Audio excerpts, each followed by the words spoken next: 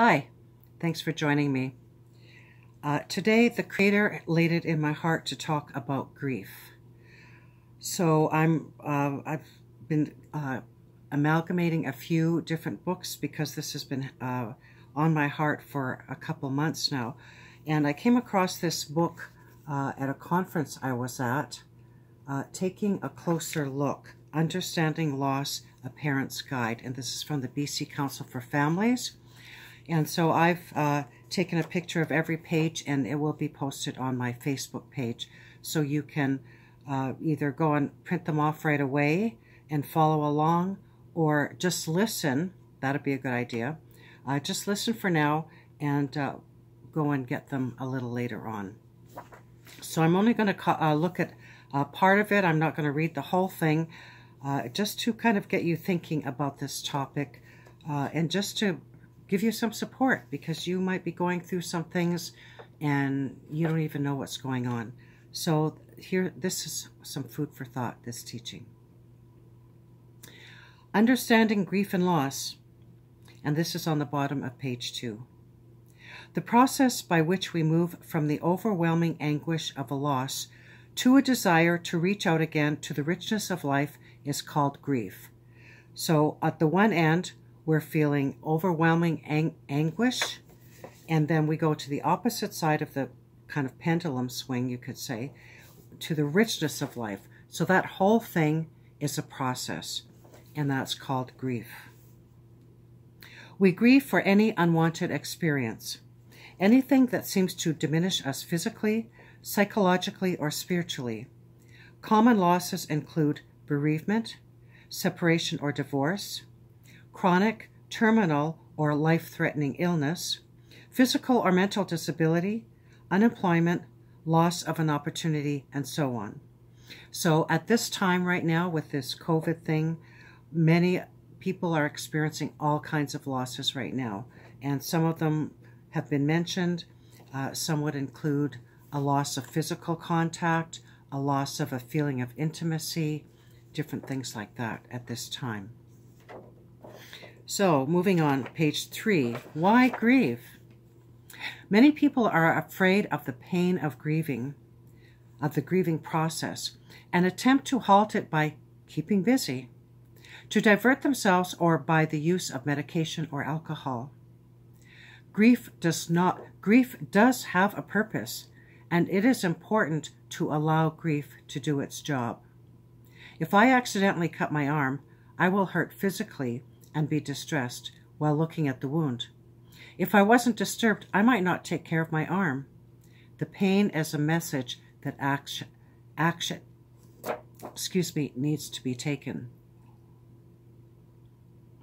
So pain has a purpose.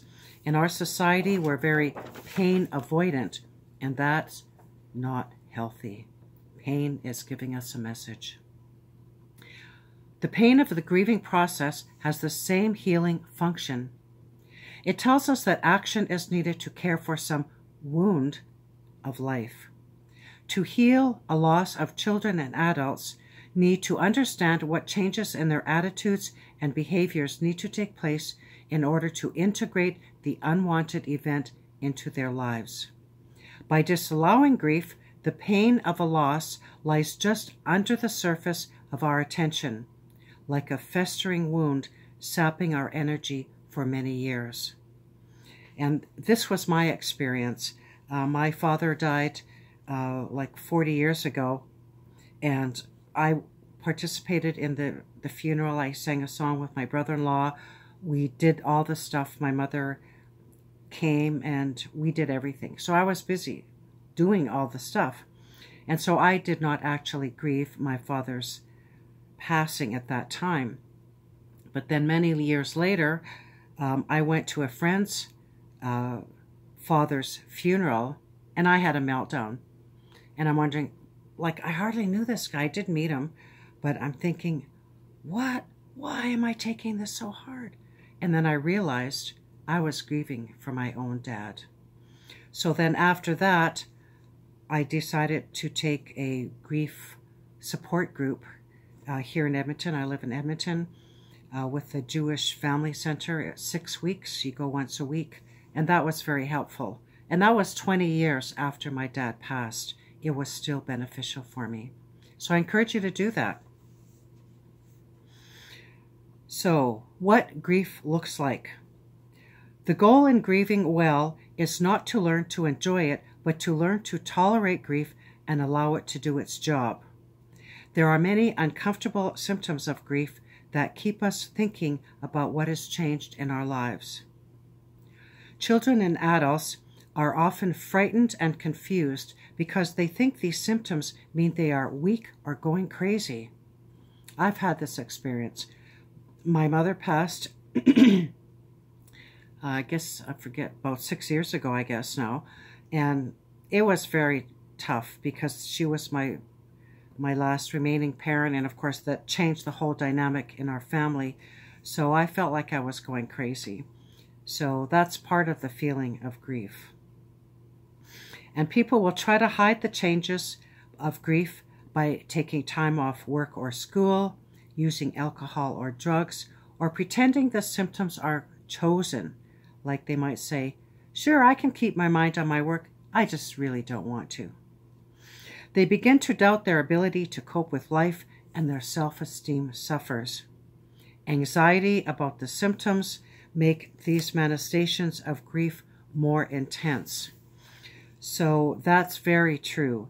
I'm remembering again when my dad passed away, one of my sisters had a backache. Physically she was feeling some issues. She went to the doctor, and the doctor said, "What's going on in your life?"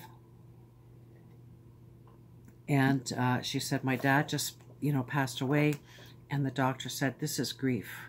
These are signs of grief." What we grieve for, and this is on page 4. We don't just grieve for the fact of a loss or an impending loss in our lives, but for all of the meanings and implications of that loss.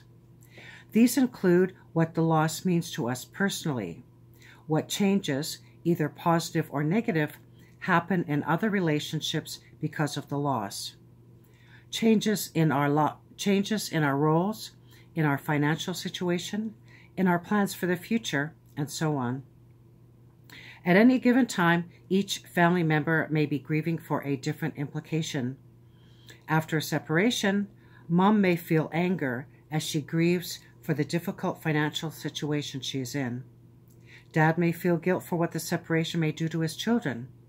One child may feel relieved that the fighting and tension are over, while another may feel that Daddy may not love him as much. So everyone is looking at it through their own lens and will have their own depth of anxiety and grief. So that's something to consider. Again, I remember when my dad passed away, I was at my place of worship. And of course, I did have some meltdown at that time. But I remember one young gal saying to me, of course, everyone in the church knew my dad had passed away. And one young gal said, "Why, you're taking it really well." Because I didn't look distressed. I wasn't weeping all the time and crying. I mean, I looked kind of normal. But she was a young girl, and she didn't really understand that, it's going to go in waves, right? So that was her lens of what grief looks like. Now on page 7, there are many factors that influence children's grief. These factors will have greater or lesser effects, depending on a particular child and his or her situation and family. The most important influence on young children's style of dealing with loss is how the significant adults in their lives deal with loss themselves. Children learn how to express their grief, ways to behave towards loss, and what attitudes to hold through their adult role models. So they're watching you, and even if you think they're not, you think they're doing something, they're watching a video game or visiting with their friends, they're listening and they're watching. So the way that you handle this particular situation right now, where you're all in a some of you are very crowded space, others of you, you're just by yourself, whatever your situation is. Your friends are watching as well through social media and how you talk. You know, maybe you're doing FaceTime. But children will learn how to deal with loss by watching how you do it. You know, it's the same thing. If you smoke, very likely your children will smoke. So if you handle this situation well, they will learn from you, and they'll be a much happier and healthier individual. So on page 12, the title, Cultural and Religious Beliefs. Children are not able to develop their own belief system until they reach the abstract thinking phase in adolescence. It is, therefore, important to explain, in terms that they understand, what we, as their parents, believe. If our own belief system is not clear, we can tell children why we are not certain on some things. Be honest. We can then discuss with them what we feel our purpose in living is, what qualities make a good human being, and so on. Children may not keep our belief system as they age, but by talking about beliefs, we give them the sense that we exist within a larger scheme of things, so that when a loss occurs, they will not feel singled out or unique. And so this is something that I teach when I was teaching my undergraduate course, and when I do my teaching programs and so forth, to talking about worldview and what you believe. It's important for you to know what you believe and why you believe it. Because if you don't have answers to what I call big life questions, when a trauma or chaos or something extreme happens to you, you have a freak out, because then you have to deal with that issue. For example, if you've never thought about where you're going to die, what will happen to you when you die? Do you believe in life after death? Will you go to heaven or hell? Those kinds of things. If you don't have that resolved in your own mind, and then you experience a death, you freak out. You're going to have a huge meltdown because you haven't resolved that for yourself. So you're double traumatized, right? So deal with those big life questions yourself, and then talk to your children and your family and friends and family about that. Rituals. Again, this is still on page 12. A ritual is a ceremony that we understand to deal with a life transition. Birthdays, traditional holidays, weddings, funerals are all milestones that we develop rituals around. A ritual, when well done, provides a sense of comforting, security, and structure. It can clarify our feelings and thoughts about an event, can provide a feeling of togetherness, and can give us a chance to deeply honor the person or thing the ritual was designed for. The elements that need to be in rituals include, and they've listed 7 here on page 13.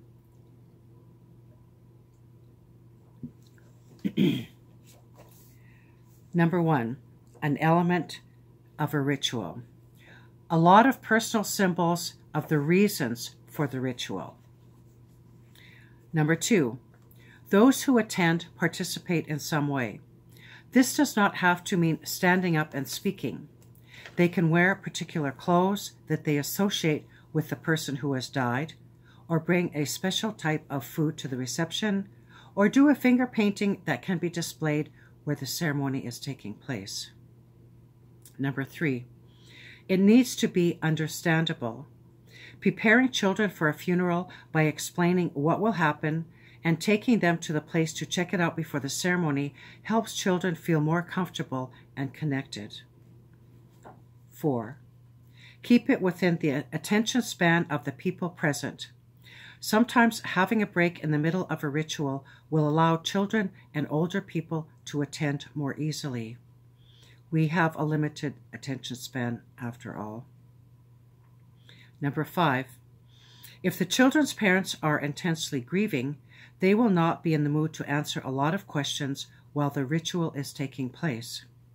Have a trusted adult be with the children for that purpose can make the experience more meaningful for them. So in other words, someone needs to be present for the children. And don't assume that you will be. You might feel like you're doing well. Maybe you had a couple meltdowns and you're feeling good. But grief goes in waves. So just thinking about your children and yourself, have someone come along just in case. And maybe you might need somebody as well. Number 6, realize that at various times in the grieving process, rituals will have different meanings. So a number of rituals may be useful. And then number 7, rituals can be done by one group or by one person or a group. A special meal, developing a memory book, and or a vacation to visit a birthplace are a few examples of rituals that can be done. So at this time now where you're with your family or with somebody possibly, this is a good time to develop a ritual. Not necessarily for death, but maybe you've experienced death in your family already. So you might want to think about, what will we do when we are able to go out again? What kind of things can we do to remember, to keep the memory alive? And maybe you want to develop some kind of a ritual for this experience now. Some people have rituals for 9/11. They had they experienced a trauma at 9/11. So on that day, they do something in particular. They have a ritual. And rituals are helpful. It gives us meaning. And so the last little part that I'm going to read is on page 13. It starts, to help children with loss. So number 1, listen. Children want to talk about loss and try to understand it. When they bring up the topic, whether to tell you about a dead cat they saw on the side of the road or ask whether you will die, encourage them to talk about